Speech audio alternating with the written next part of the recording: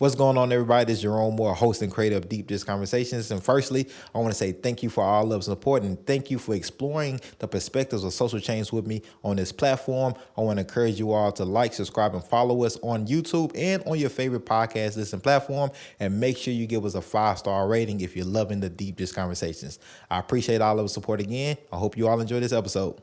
This is Deep Dish Conversations, a series in which I, Jerome Moore, sits down with prominent figures in Nashville, Tennessee to talk about social issues over amazing deep dish pizza. Deep Dish Conversations models how to have conversations about deep issues around racism, housing, policing, poverty, and more. Plus, you will get an idea for where to get your next slice of pizza from. Thanks for tuning in, and I hope you enjoy Deep Dish Conversations. What's going on, everybody? This is your host of Deep Dish Conversations, Jerome Moore, and welcome to another amazing episode. And as I always say, each episode is amazing, and I'm really excited about this one. Today we have Acuff. Acuff. I want to put a little Acuff on there. I don't know. I don't know why. We get that a lot. Acuff. It's just literally Acuff. Acuff. Acuff, who is the co-founder and the executive director of Corner to Corner, based here in Nashville, faith-based organization. We're gonna get into that, and me and Will already been talking. He was videoing me when he pulled up. I don't know who's doing the interviewing right now, but we've never met in person. But I followed Will. He has an amazing story and just has an amazing presentation. And if you don't really do your research, you probably have a misconception about Will. Maybe some white saviorism, possibly, just because of what you see on the surface. But if you look into his journey and his experience and what he does, then everything unfolds. And that's what we're gonna do today, and just the impact that he has on like neighbors and community here in Nashville. That's why we're here. But we're gonna get real deep. I appreciate you being here, Will. How you been? Yeah, How's man. Life? Let's go. I'm ready. Let's talk white saviorism. Let's go deep fast. Before the pizza gets here, because once the pizza gets here, I'm gonna chill out a little bit. Let's get into it. So, as I explained to Will, if you look at Will on the surface, white man has a faith-based nonprofit in Nashville that primarily helps people of color, black people in low socioeconomic areas. Father, wife, has an adopted black child with a special needs disability, and Christian faith-based, and he helps people. So on the surface, that spells like in capital letters, like white savior all the way. Yeah. Like prime, like that's top notch white saviorism. Yeah, like an after school special movie. This is like a Hallmark special. The only thing that, like, out of 1 out of 10, the only reason why like it would be like a 9.5 out of white saviorism is because you adopted domestically. Yeah. Twice. Twice. Yeah. And so if it wasn't for that, if you would have went to, I would have been a full 10 out of 10. It would have been a full 12 he's checking all the boxes. This guy thinks he's the great white hope. Right. Yep. It's so, like, on the surface, when you see that, he's like it's got to be something more, right? Yep. And after doing my research, there's definitely something more. And so let's get into that. So let's talk about white saviorism and how do you avoid that? How did you make sure you don't check off those boxes? And of course, people have their own perceptions, but how do you internally know like what I'm doing and how I'm doing it is out of like the real goodwill of me wanting to not like kind of help people but build people up? That's what I really try to get away from that word help, but like build power with people, because when I'm going or you going, people can still move and do their thing, start like continue their businesses and things that Corner to Corner does that aren't putting us at the center of their story. Right. Exactly. I mean, I've got a lot of answers to this question. Depends on where you want to go, right? I'll start from a kind of a really nerdy answer, which is what I would describe as having an asset-based community model instead of a needs-based, right? Because a needs-based says, look at this neighborhood, we see XYZ problems, and we assume we know how to fix it, and we're going to bring in a middle-class efficiency framework to fix XYZ, right? And often that also means we're going to bring in white supremacy. We're going to bring in standards that are developed for the white community in mind, and that good is defined on how we define it, right?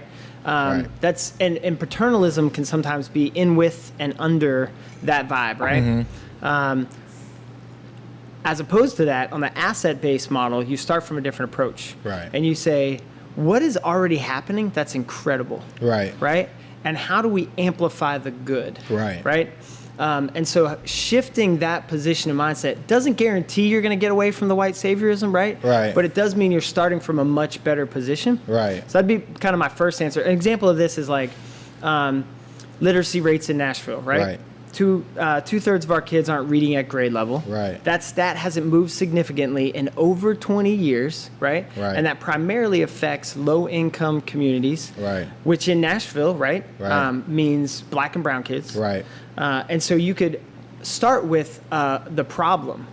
Or you could say, hey, our kids are amazing and creative and are making content on every social platform you can think of. And grown-ups are sitting at home going, this is amazing, right? I don't understand how any of this works, right? So we can start from the asset-based, oh my gosh, incredible creators. How can we get at the literacy challenges through this amazing asset of youth creativity? Those kind of things then put the kid front and center versus the kid as the problem or the kid as the victim, So that's what I mean by the asset-based.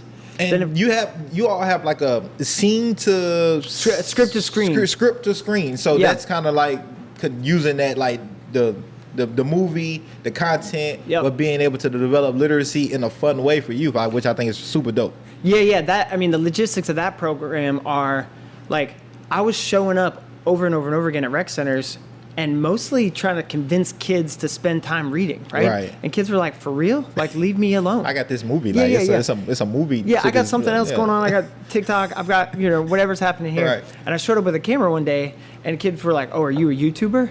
And I was like, I'm almost 40. Like, what's a YouTuber, right? Like, I had to Google it, right? That's how, like, the age gap. And then I saw that, and I was like, that's incredible. How do we copy that love of creation and YouTube and content and paste it onto reading? And that's what gave birth to Script to Screen, was reading Black Panther, Spider-Verse script while simultaneously watching the movie, and then from there working on their own movies. This is a quick plug, I think a connection that should happen if it hasn't already happened with National Public Library. Yes, we've had some early dialogues, but then COVID happened. And, like we were talking about, COVID stalled a lot of stuff. Elizabeth, Liz, I'm sorry, I'm blanking on your last name. You can edit this part out Attic something, but Liz. I worked with her in the adult literacy program, but I know they do it. They're super like passionate. And genuine about like literacy in Nashville. And like whatever I can do to to facilitate that and connect that. We'll definitely have some dialogues. Cool. But to circle back to my personal answer to the white savior thing, right? And you brought up as we met in the back, you were talking about my trip to Nairobi. The real story for me is came to faith at age 6, raised as I'm a pastor's kid, right?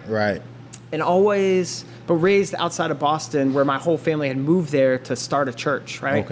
Sole purpose. Yeah, for real. That started in the office of a gas station, right? We're not talking fancy. We're talking like bring your own chair, right? Maybe your tambourine. We're gonna get this rolling. Bring everything that you would need to worship the way you need to worship. Because we don't have anything here. But I saw that grow like crazy from like 85 to 95, and I saw gospel as like lived out adventure towards love of God and love of neighbor. And when I came to college in the South, so I went to NC State, that was the first time I was really in the mix with like Southern church culture. Right. And it was kind of a shock to my system. And that's a whole other. It shocked you? But that's a whole other trajectory, right? But the white saviorism thing, I had grown up with like some solid doctrinal truth, but I would say I had no theology of love of neighbor. Right? Awesome. I would describe what I had been taught as, again, some really solid stuff, but love of neighbor was essentially share the gospel, right? or occasionally go on a mission trip for like 5 days Right. that makes you feel great, Right. that is fully white saviorism, Right. Where there's no relationship, Right. where it makes you feel better, Right. probably victimizes somebody. Take some good pictures. Yeah, well, back then, no camera phones. No camera phones. Yeah, so it's like, wind up your camera, Right. you know. Kodak moment. Yeah, so and I thank goodness there weren't digital cameras back then. Woo! Or social media for my youth. I got this. I was spared that. But I definitely had that mindset. Didn't know I had that mindset Right. until I got a chance to go on this trip to Nairobi, led by an epidemiologist from UNC, who was an expert in the spread of the HIV/AIDS pandemic, Right. and all the factors that influence that.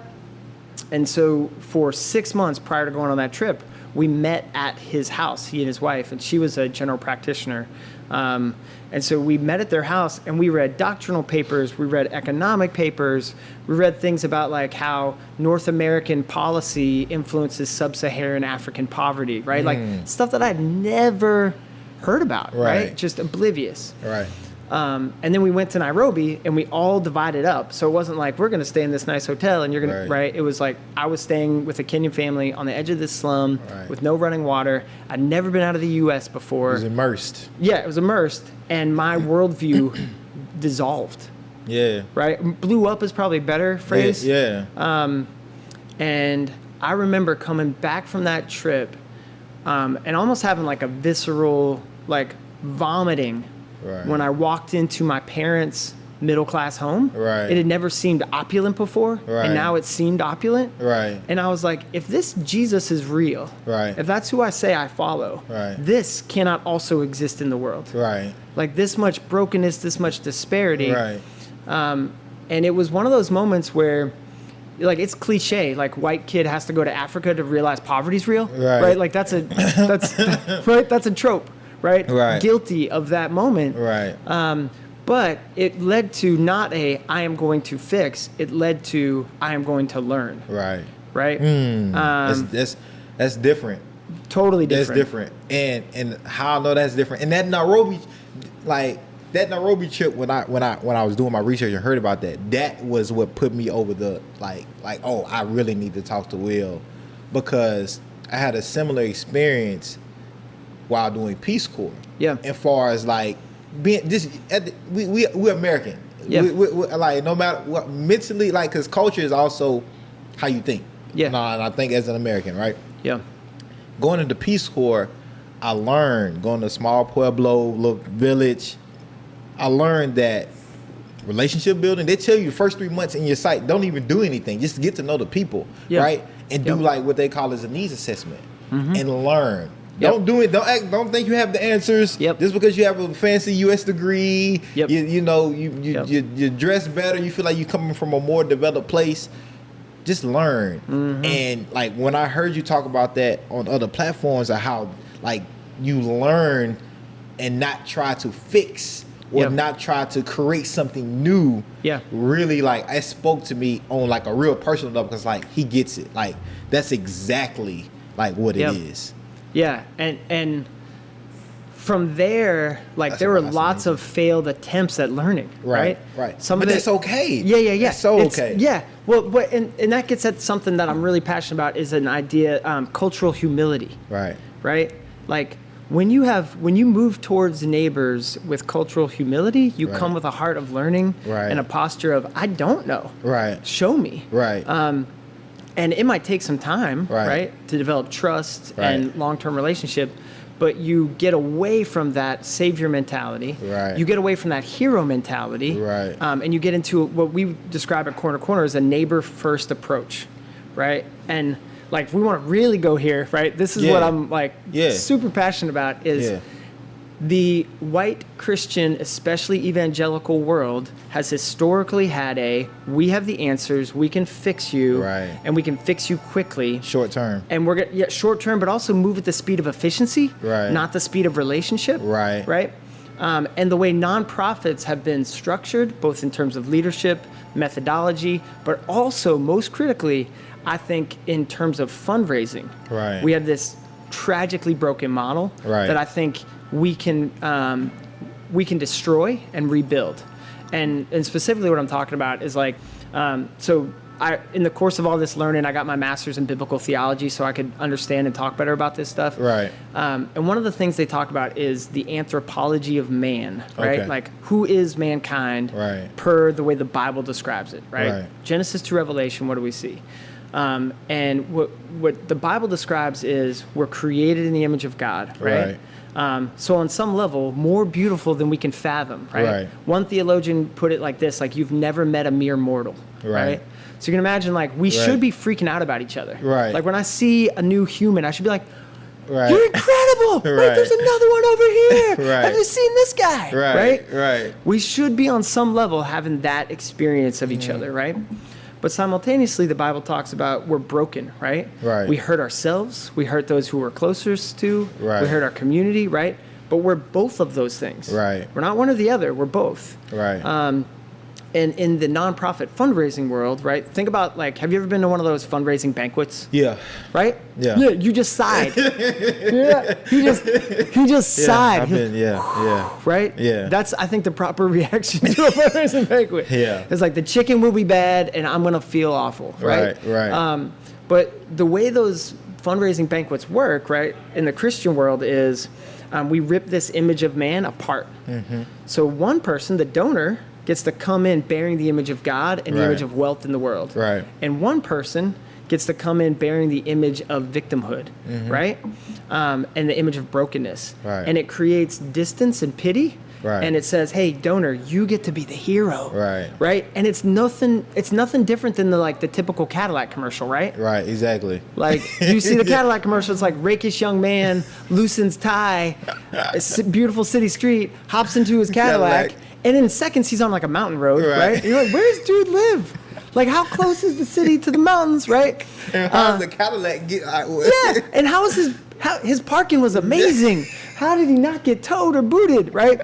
But then he's driving, and you're watching. You're like, I'm kind of like that dude, right? Like, I'm master of my domain, And then he pulls into this modern home, and a supermodel walks out with this much bourbon, right? It's like just perfect. And he kind of knowingly looks at the camera like, right? And you see I'm that. I'm a Cadillac man. And you go, I want to live that life. I want to be the hero of that story. And then the same thing happens in the nonprofit world. We say, hey, donor, you can be the hero. You can be the savior. And what we've not done is create neighbors. We've created a hero and a victim. Right? And it opens wallets and it funds programs, but it's abhorrent. And it needs to die. Right? We need a better model of storytelling that says, no. We are going to bring people together, showing that everybody here has something to give and something to receive. Well, man, and a lot of people may not understand or know this, but even the structure of just nonprofits and the funding, it's still all embedded in white supremacy. 100%. And you're still trying to convince people that white supremacy is real. No, I can't tell you. I frequently have conversations where people say, and it's heartbreaking to me, right? Where they say, hey, you guys talk about race too much and Jesus too little. So I'm out. And I'm like, what Bible are you reading? That you can come to that position. And it's heartbreaking, man. That's crazy. Wow. Is that, I guess it's more comfortable to talk about like things from a Jesus only lens and not like bring in like other realities. Or act like we're just spiritual floating bodies, not in physical. Wow. That's a new one. But wow. So when you get those type of statements and people are brought so what does that do for you internally? Like my own emotional experience of that, weeping and sorrow. No, in all seriousness, it is heartbreaking, right? There's a part of me that's just sad, and there's a part of me that wants to react in anger, and like slam somebody. You know what I mean? And honestly, that's the easier emotional reaction, is to condemn, right? But I'm so convinced personally of Jesus' abundant mercy and grace that how dare I say like, you don't get it, F you. You know what I Right. mean? Right. And so I try, I've got good friends to talk this out with. I've got Tiffany to talk it out with. Right. But I try to say, And by the way, Tiffany is his wife, which is also the other co-founder of Corner to Corner. Yep. So just put that plug in Yeah, there. yeah, Hey, yeah. Tiffany. Amazing. Yeah. I try to say, like, I'm not going to let you make me an enemy. Right. Right? And I would love to go deeper on this dialogue with you. Right. And maybe hear some resources Right. for you. But I'm also not going to get into the culture war arguments Right. that I think you're ultimately wrong Right. and you're wasting my time. Right. You know what I mean? Right. So I'm not going to be mean about it and hate Right. you, but if you're not willing to engage intellectually, if you're just going to... I'm not going to let it hold me up. I got to keep Not at going. all. Yeah. And there's this great line from Jesus where he says, wisdom is proven right by her actions. Right. Right? And it's like, haters going to hate. Yeah, Okay. haters going to hate. It's still a Yeah. Tuesday. Yeah. We got stuff going on out here. Yeah. And Right. if your money's not going to come... this is another nerdy thing we talk about internally at Corner to Corner is our fundraising philosophy is right dimes over wrong dollars. Okay. And we're willing to have less money or even go out of business to do this in a way that is honoring to the values we hold, the way we understand God's mission in the world, and the way we want to love neighbors. And Wow. if you're telling me I got to raise funds and hurt my neighbors at the same time, F that. Right. No, we're done. And that's powerful because you know yourself, you know who you are, you know who Corner to Corner is, and there's no like wiggle room to like be compromised. No. There's no and I think we're all at some point in time, especially in this work, like tested in that way.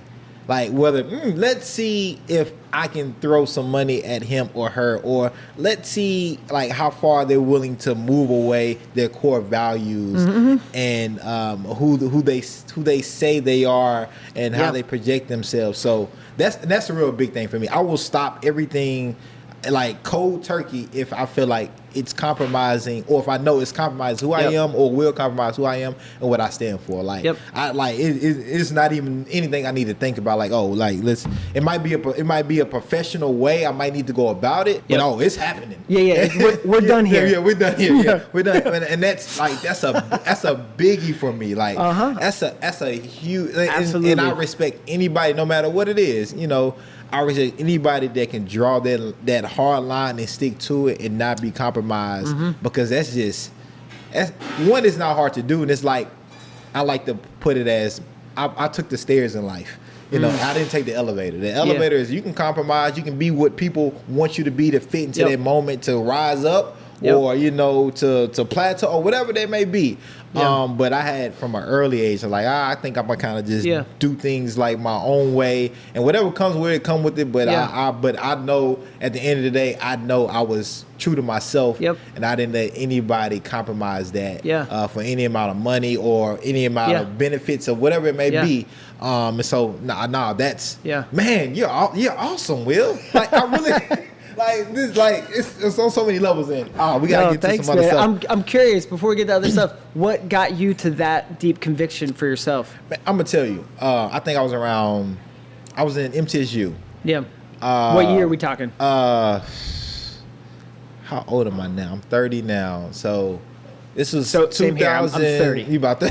Hey man, look good for 30. Yeah, exactly. I've been using this new moisturizer I got, man. Hey, gotta give you a secret. What water are you drinking? Fresh from Durham. You brought some good stuff back. Some artisanal, handcrafted. But no, it was like 2008, 2009, because I was like 18, 19 years old. And so I got it, and I was already rebellish. I was already like, I want to do things my own way anyway, right? Yeah. And so I remember I was having it was some extracurriculum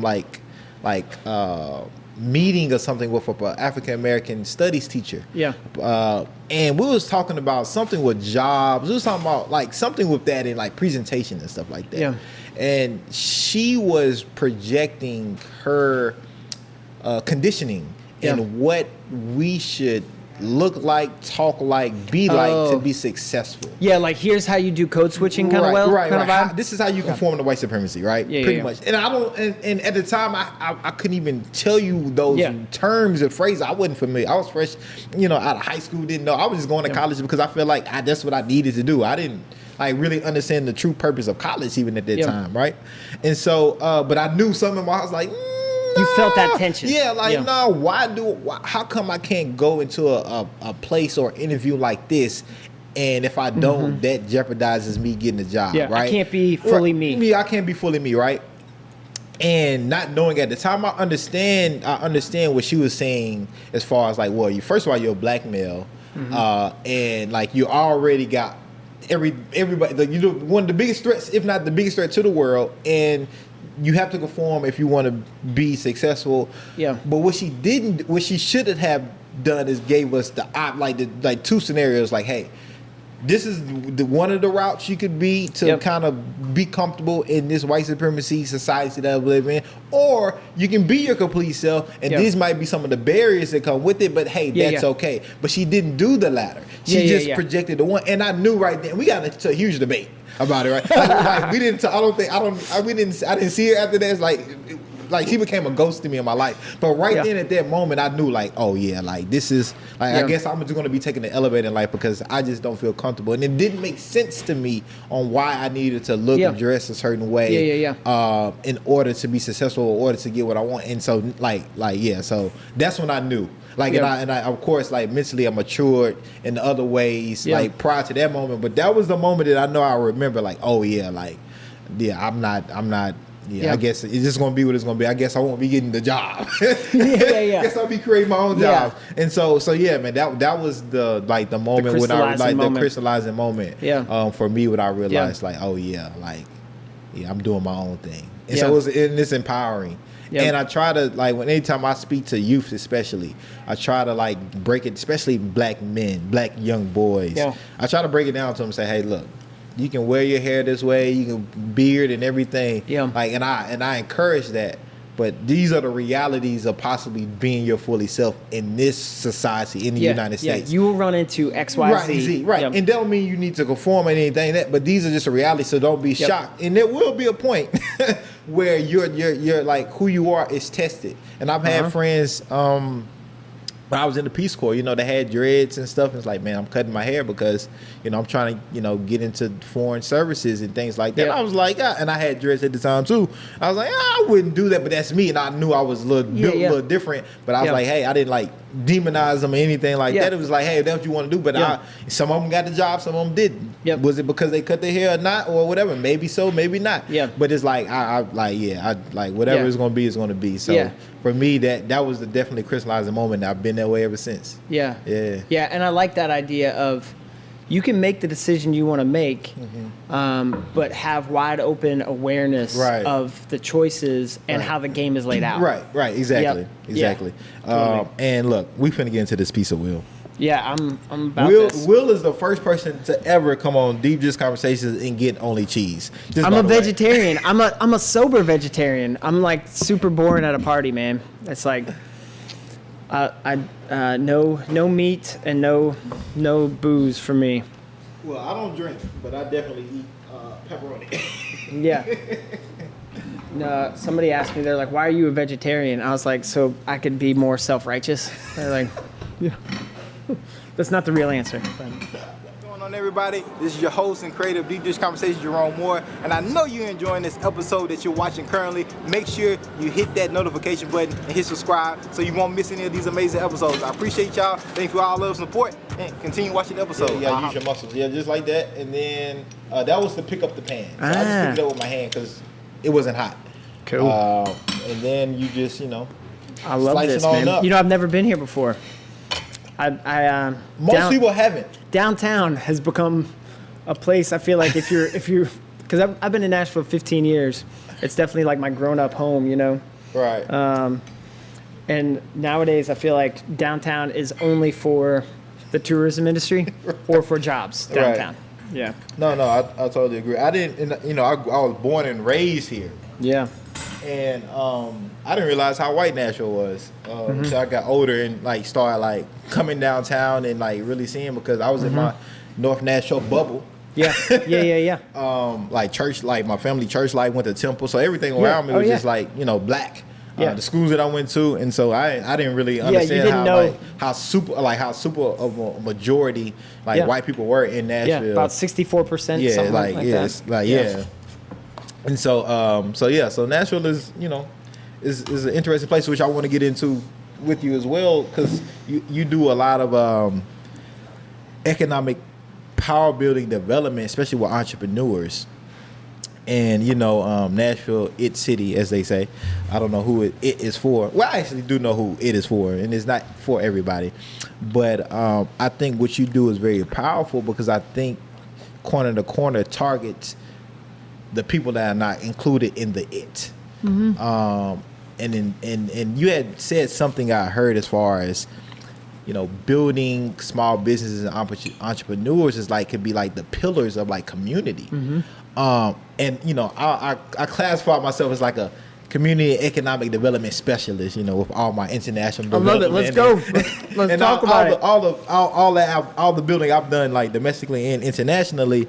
And that's one of the things that like really stuck out to me the most. And so like, can you talk about like that program and how did that get started in wanting to invest, you know? And I think the value, if I read correctly, is like a $1,200 value like course, but like you all is like 125. Like it's very like way more than affordable. Even if you just gotta find pennies in the couch, like you can like or like I'm pretty sure people donate or get scholarships. Yeah, and things we have like to that. be sustained by donations. Otherwise, we couldn't afford to exist. And so, but like, can you speak on that a little? Because I just think that's amazing, and I think like that's just empowering. Kind of talking about some of the things you was saying earlier. Yeah, no, I appreciate that. And how's the pizza? First, I'm gonna do a commercial. Hey, next time you're hungry for pizza, come to Gino's downtown. It's really good. This is fantastic. So where do you want me to start? Like the overview of the program, the economic development side, or the why of the program? Like which? The why. Yeah, I want to care about the why. Yeah, if we start with the why. So, simple premise, right? Jesus says, love your neighbor as you love yourself, right? Which is simple to understand, radically complicated to implement, right? Because from the minute my feet touch the floor, your feet touch the floor in the morning, we're trying to figure out how do I provide resources for me and my family, right? And you think about that as like drawing a circle of love around you guys, right? And Jesus says, that's great, do that. But if that's all you're doing, it's way too small. It's got to be bigger. So don't just obsess about your kids' educational future. Obsess about your neighbor's kids, right? Don't just think about your own bank account, right? Because like on average, how many times a week do you think you check your online banking? At least, if it's 7 days in a week, at least 7 times. Oh, that's at least 7 times, right? I checked it, I think 3 times this morning, right? I was like, did the money come in or not? You know, can we make that run to Target, right? And we're meant to be that concerned about our neighbor's economic future as we are about our own, right? So that's the why. Many of us are definitely not thinking like that. No, but that's the call of Christ. Right. Like, so I would say, if you are a Christian, if you are professing to follow Jesus, your life needs to be about this. Not just as a one-time only thing, but as a lived out experience, right? That doesn't mean we get it perfect or always, right? Because we're not floating above the ground. Like we're complicated people, right? But we are meant to be aimed in the direction of our neighbor. So that's the why, right?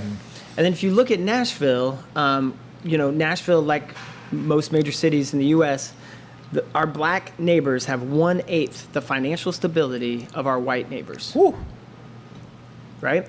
And that's true across all demographic ages, right? If you want, I can send you the link. You can put it in the show notes. Yeah. This is from a report from the Federal Reserve from 2019, right? So like the data's there, backs us up. Right. And so the question is, what do we do about it, right? Well, there's multiple economic solutions. There's higher wages, there's new job markets, there's training to get jobs at Oracle, whatever, right? There's lots of different ways to get at that. But I think one of the critical ways is on neighbors' own terms. Right. Right? And so, like, having lived in the community, what I saw and experienced and still live in the community is neighbors doing 3 to 5 different things to make their economic year work, right? Like the myth of like the lazy person in the hood or whatever, like it's nonsense. That was like a Reagan, talking point. Right. The reality is like, oh no, like Miss Kelly over here is doing 3 to 5 things and she's going to make it work, right? And so how do you take one of those things and using basic business foundational ideas, grow that and have her define success. Right. Not me, not high growth, not Silicon Valley, right? And then amplify that good. It goes back to the asset-based thing, right? And so from a practical standpoint, what that looks like is we have 2 big categories. It's called the Academy. Right. There's the Primary Academy, which is a 10-week program using this curriculum we licensed that's now used. We licensed it. It's in 80 cities right now. Wow. But we are their number 1 customer. So we're the biggest in the nation with that curriculum. Wow. Where it gives you all the things you need to know in terms of who's your target client, what problem are you solving for them, right? Who's your competition, right? How do you get them to know, like, and trust you, aka marketing, right? What are going to be your startup costs, ongoing costs, legal structure? We get into all of that. Wow. And then we bring in guest speakers every week to increase both your knowledge base and your network, because we know network is linked to net worth. Right? If we're going to break down economic segregation, we actually have to get people together. Right. And so there's a lot of that, right? Okay. And then we graduate with this massive block party. Like the in-person one prior to COVID had over 500 neighbors there. Wow. Right? That's a block party. Oh, no. And it's like, it feels like a family reunion mixed with like a business expo, mixed with a compassionate pitch contest, right? And when I say that, I mean, this is the opposite of Shark Tank, right? And what I'd say is the opposite of Silicon Valley. Right. And what I mean by that is, like, we do need high growth companies. Right. I think they're important. They can employ a lot of people. But the framework and the thinking doesn't work for front porch businesses. Right. Because that mentality says you better be incredible, your idea better be incredible, because that is what gets you in this room and keeps you in this room. And you better be able to potentially forecast this amount of money. Oh, absolutely. Right. Yeah, you're gonna all those things, right? And what we're saying instead is no. What gets you in this room and keeps you in this room and gives you access to this training is because you are our neighbor. Right. And that's incredible. Right. You have value. Right. And now the framework we learn, that's just a tool set to pivot and change and work on different ideas. Right. Right. And that approach has led to what I would describe as like an empathy-based model, where we're actually like, instead of, I would say, empathy over competition, right? So in that one class, you'll see, I build websites, awesome. I do events, and I need a logo, right? And whatever, it starts mixing it up, right? And they're helping each other, right? And their businesses are starting to grow, right? Wow. And we've got lived examples out of that, like Carlos Partee, who with his co-founder launched the Black Market. Right. He's a graduate and a leader at the Academy, because the classes are led by graduates. Wow. Right? And they're community located, so they're happening in family rec centers, resource centers, historic neighborhood churches. You're very limble. Yeah. And we're all over the place. Right. But then, like Danielle McGee, who launched Black Business Boom, she's a graduate and a teacher. And after teaching one of the Academy classes, she saw all these business owners who needed access to more clients and access to technology, and she started Black Business Boom. Wow. So, like... Didn't know that. Wow. Yeah. So beautiful things have come out of that model, right? And it's get out of the way. Right. This is somebody else's dream. Right. All you're doing is giving them a framework that's going to let them unlock some rocket fuel. But it's not about me. Right. And it's not about corner to corner. Right. And then where we're going, like big vision, there's national data that says in Nashville, we have room for 10,000 more Black-owned businesses. Wow. That would be $250 million in the annual economy from the ground up. Wow. Right? So we want to make Nashville with partners, right? With some amazing people we partner with, not us, but in community. We want to make Nashville the #1 city to launch or grow a Black-owned business in the South. Right? There shouldn't just be one Atlanta. It shouldn't be. That's crazy. Well, they know what they call Nashville, the white Atlanta. So. I've never heard that phrase. They call that the White Atlanta? What? Who calls it that? This is fascinating. Please. Like, from the black perspective, like you think about it, it's like if you look around downtown Broadway, everything like white people come here, visit here, they love it here, they stay here, they move here, right? And Atlanta is like the black mecca of like just like a business of like successfulness, entrepreneurship, like that's the hub. Film and entertainment. Yeah, film and entertainment, and like country music, like like so like yeah, so that's how you get like Nashville is the white Atlanta. Yeah. I've never heard that phrase. Do I have your permission to steal it? You have permission to steal it, use it. It's not copyrighted or anything that I know of, a trademark. So yeah, but yeah, that is on the record. Nashville is the white Atlanta, and I don't think anybody would no, I don't think nobody would disagree with that. No, nobody would. I don't think anybody would disagree with that. If you just go downtown, just look around, look downtown, and it's the white Atlanta. And if you go to Atlanta and like P Street and all that, it's like okay, yeah. So it's like so. Yeah. But my argument is like, we have the financial resources, we have the neighbors with creativity and dreams and passions and skills. Right. What we seemingly don't have is maybe the corporate will or the political will to make it happen. Right. Right. And so my mindset always goes to like the early days of the hip hop movement, right? It was, let's get some speakers, set them up in the park, and run power back. Right. Right? And nobody cared much about that park. Right. So you're able to play music until 3 a.m. Right. Right? And there was nobody looking to ask permission. Right. Just do it. Just do it. Right. If we're not going to see it happen from the structures, right, why don't we just do it? Right. Yeah. No, I agree. And have that vibe, that kind of like, Yeah. No, I'm definitely let's just do it. Like ain't nobody gonna be no sitting ducks and just wait. You just gotta make it happen. And hopefully our local government here in Nashville will get on board and put money in those type of programs, and so those things can happen. Yeah. Council persons and the mayor and all you other power, broking decision making, have power decision making folks out there, hey, connect with Will. You corner to corner and let's in other community and let's get these black businesses invested into, and so we can be the largest state or city in the South to grow black businesses from the ground up. Man, Will, is the pizza still good? Is it still your breakfast? Yeah, you talk for a while. I'm gonna keep going. I'm just gonna eat. I'm really interested in and this is the second to the last thing I really want to talk to you about, is the balance of work and like family life.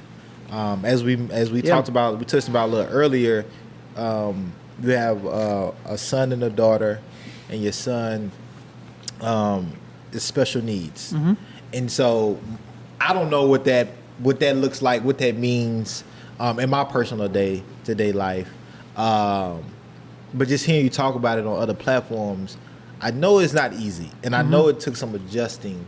As you grow, like you're growing your family, trying to grow corner to corner. And I know there's probably other folks out there that have maybe a child has a special need, and maybe feel like they have to stop everything, and it's impossible to grow a business or do anything, have other ambitions, because that's like work, like undescribable in itself.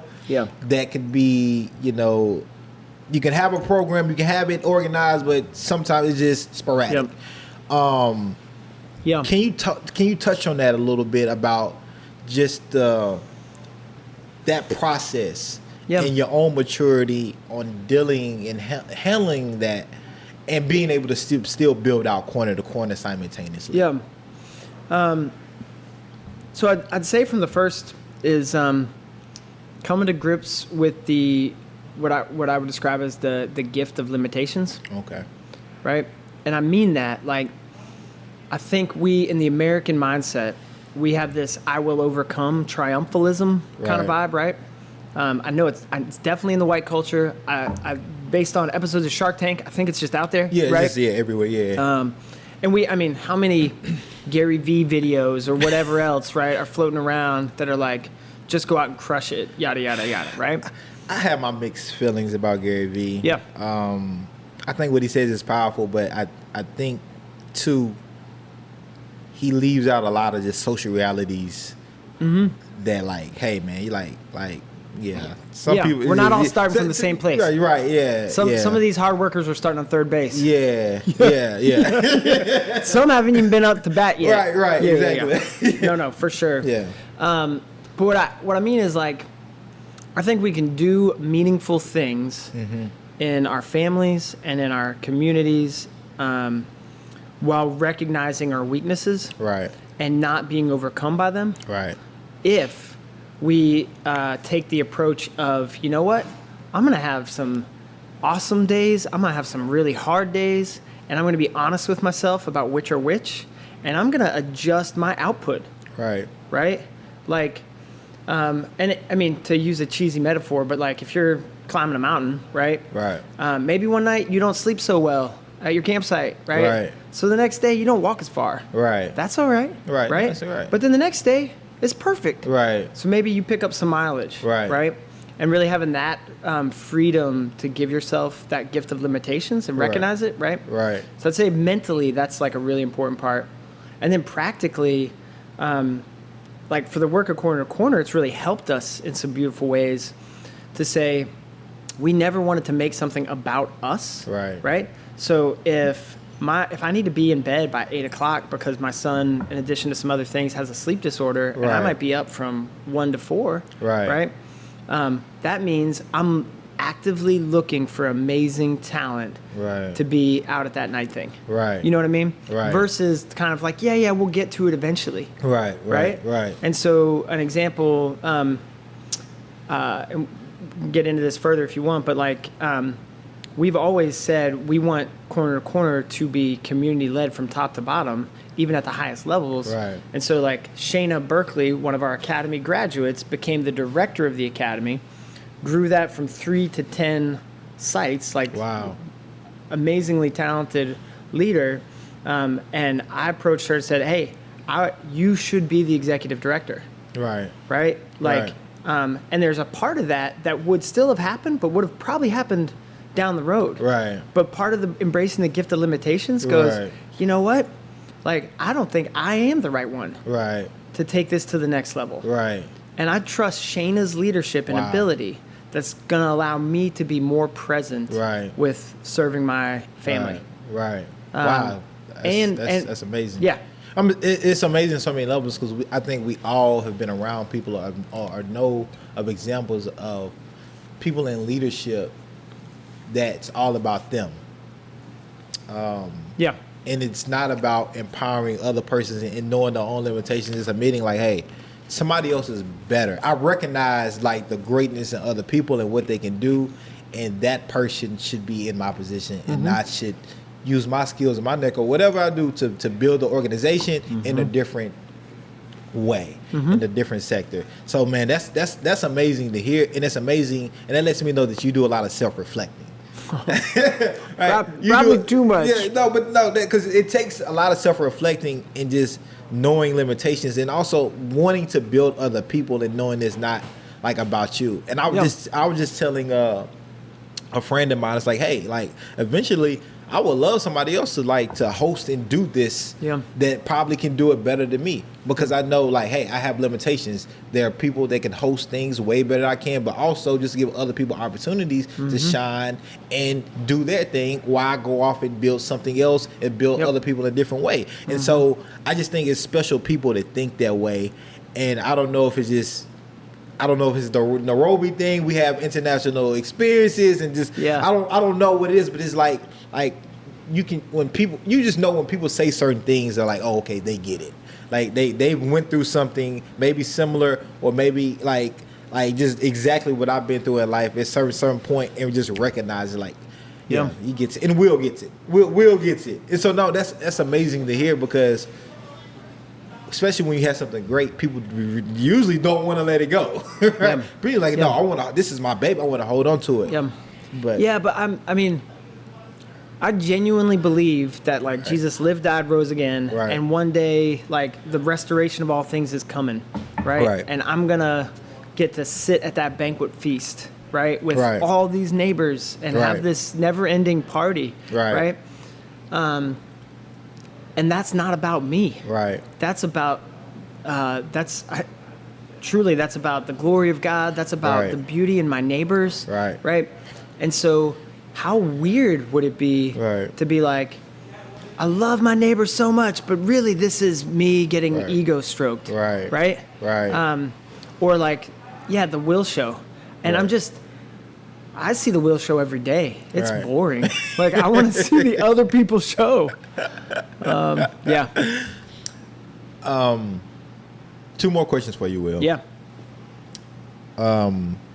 And can I take this home? No, yeah, you like, can take. What's you the can rule take, here? You can take anything that you see of food. You can take all of this home. I want this. Yes, you can take that in home. my We'll life. get The you rest to of go by. today. They're gonna put it together in a fancy little puzzle thing because their boxes are like a puzzle jigsaw. So you have to have like different.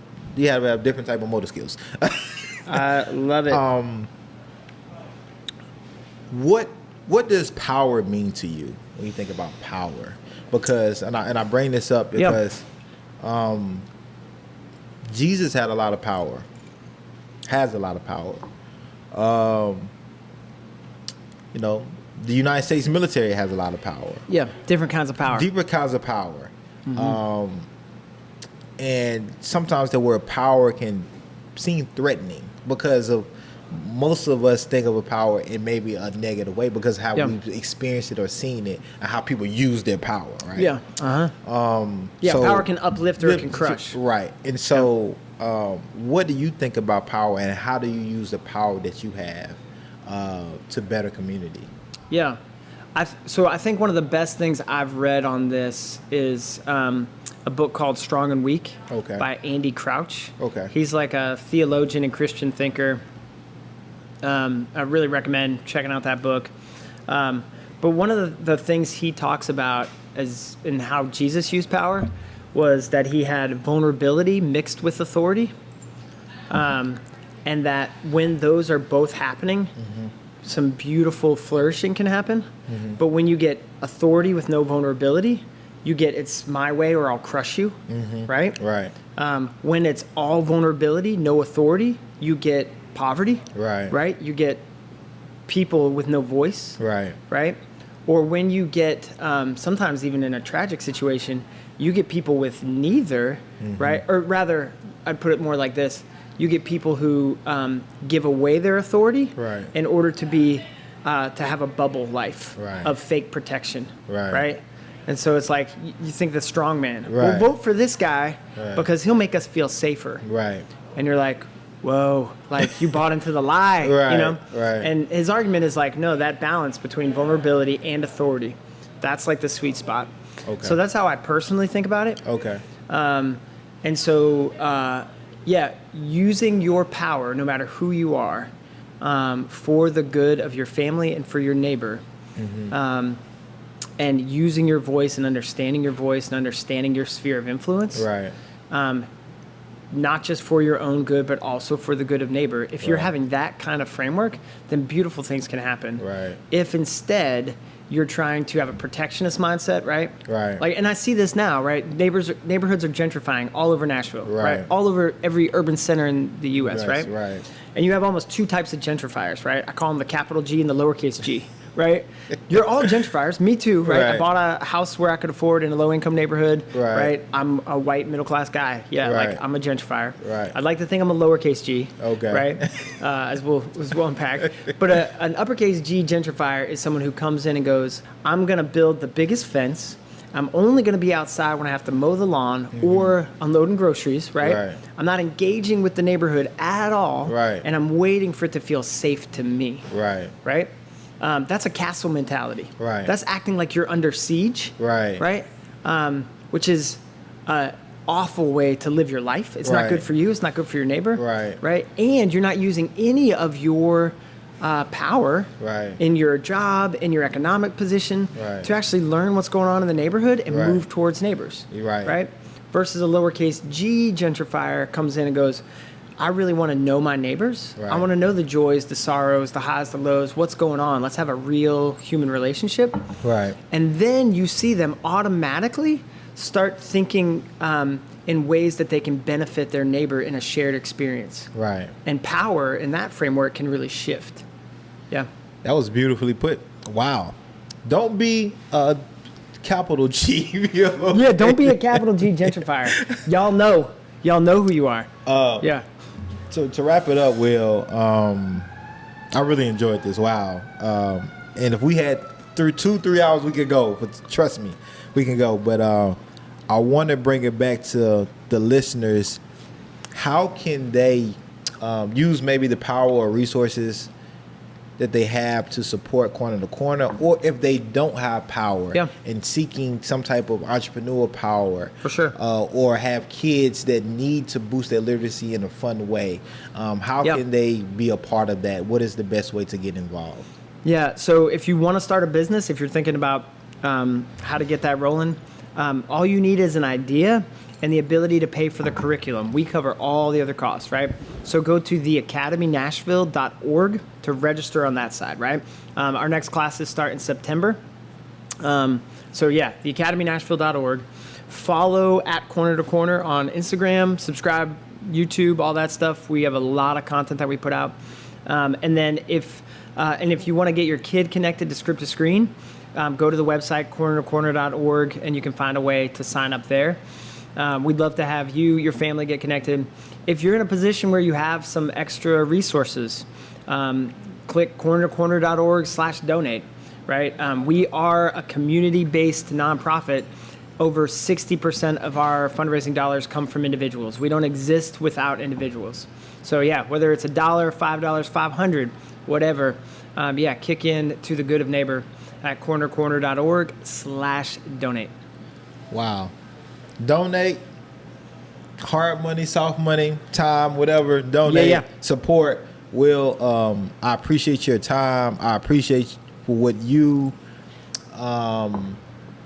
do for Nashville, how you build people in Nashville, in community, and just your knowing your self-interest, and using that in the best way possible, and knowing your limitations. You're a blessing. I thank you. I hope you enjoyed the pizza. That was great. Love the conversation. And I hope the listeners, I hope y'all really enjoyed this episode of Deep Dish Conversations. Make sure you check out Corner to Corner, subscribe to all their platforms. Reach out to Will. He's very accessible. If you want to come talk to you, come on your platform. I don't think we can have too many Wills speaking on too many platforms, for real, seriously. And he's a cool guy. This is like, and if you got pizza, he's definitely coming. Yeah, I'm coming. I'm there for the cheese pizza. He's definitely pizza. He's definitely cheese pizza. But we appreciate y'all. Thank you for tuning in to another episode, Will. Thank you again, man. This has been. We're gonna talk more after this. Y'all ain't gonna. This is behind the scenes stuff. You ain't gonna get. You might have to go to the corner to get the extra stuff. But I appreciate you. Appreciate y'all for tuning in, and we out, man. Appreciate it, Will. Thanks so much. Good, Will. Man, that was amazing.